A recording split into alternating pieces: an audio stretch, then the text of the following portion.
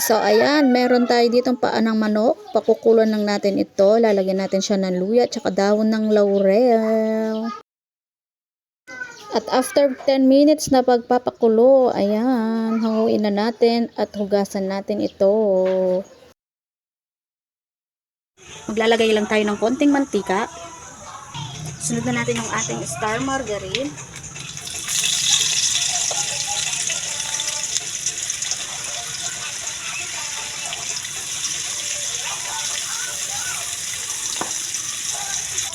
Lagay na natin yung ating bawang. Kapag lumabas na yung aroma ng ating bawang, sunod natin yung sibuyas.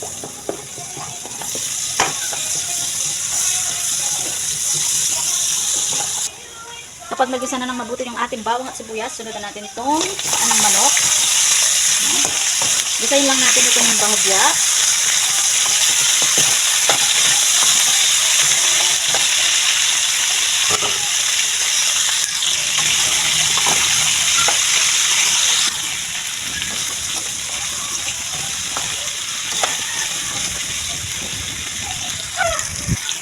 Maglalagay tayo ng toyo.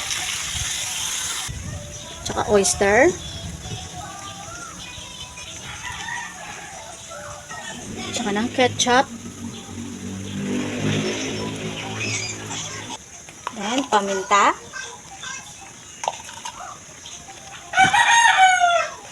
Haluin natin.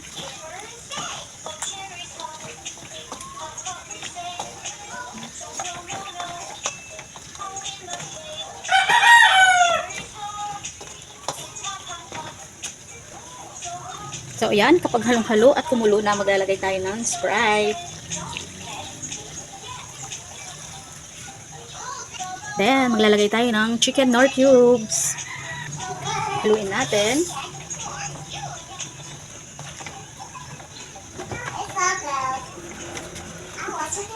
Maglagay lang tayo ng konting water para palambutin natin yung ating paa ng manok para hindi lang siya gaanong matuyo. Saka natin takpan at hintayin natin lumambot yung paa ng manok. So yan, kulong-kulo na. Haluin lang natin. Hintayin lang natin itong medyo matuyo. Hanggang sa lumambot din.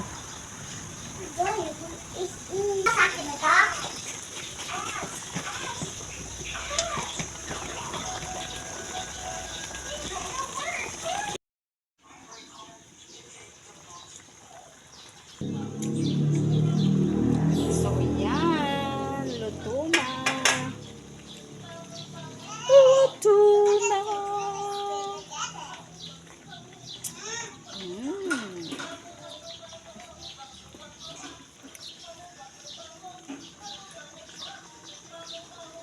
Yummy.